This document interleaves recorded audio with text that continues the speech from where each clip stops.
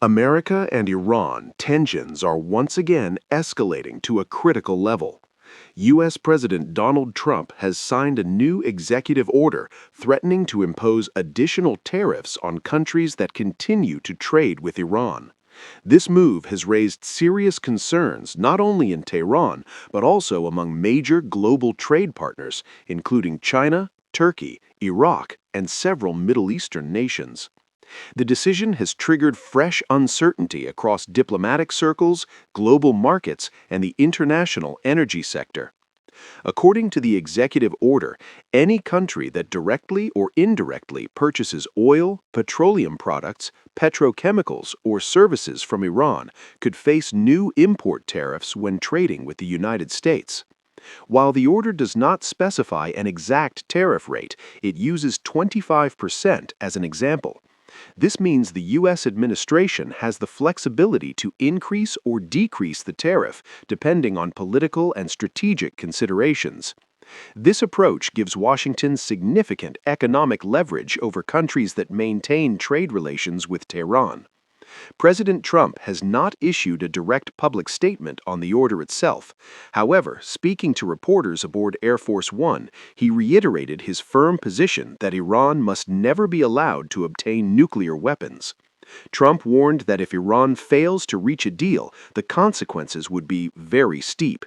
He also stated that Iran appears eager to make a deal, but emphasized that the United States would not compromise on its national security or the safety of its allies.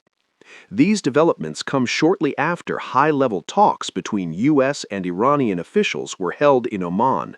The meetings followed weeks of escalating rhetoric and mutual threats from both sides.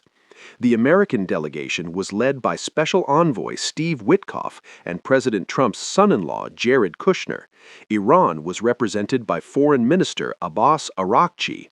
Oman's foreign minister, who acted as mediator, described the talks as useful, saying they helped clarify the positions of both sides and identify possible areas for progress. In an official statement, the White House said the executive order reaffirms the ongoing national emergency with respect to Iran. The statement accused Iran of pursuing nuclear capabilities, developing ballistic missiles, supporting terrorism, and destabilizing the Middle East. It added that these actions pose a threat to American security, allies, and regional stability.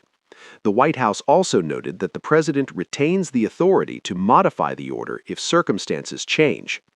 On the same day, the U.S. State Department announced additional sanctions targeting 15 entities accused of trading in Iranian-origin crude oil, petroleum products, and petrochemicals.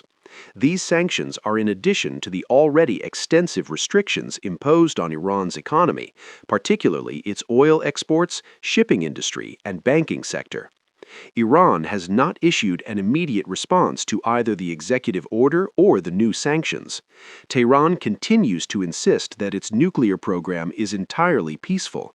Iranian officials maintain that uranium enrichment is conducted solely for civilian purposes, including electricity generation and medical research.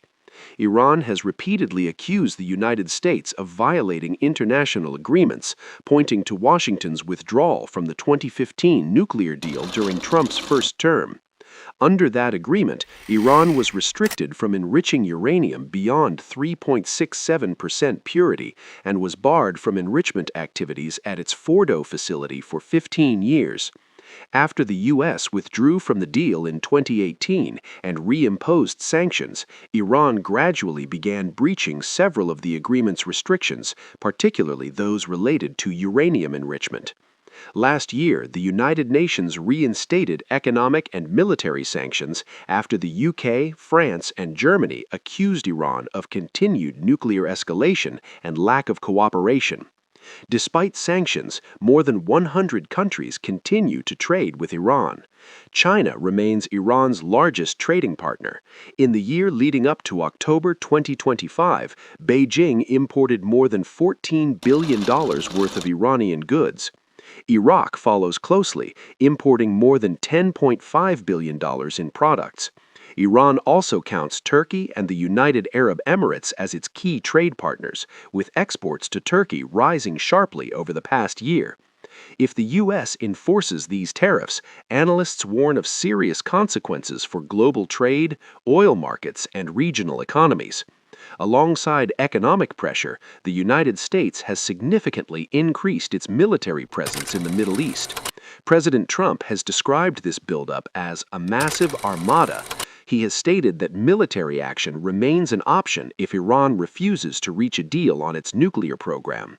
These statements have fueled fears of a potential conflict, although experts suggest that Washington may prefer limited strikes or sustained pressure rather than a full-scale war. Meanwhile, human rights groups have raised concerns over Iran's recent crackdown on nationwide anti-government protests. Reports suggest that thousands may have been killed, although the full extent of the violence remains unclear due to internet restrictions imposed by Iranian authorities. The U.S. has cited these developments as further justification for maintaining pressure on Tehran. As talks in Oman continue and another meeting is expected next week, the world is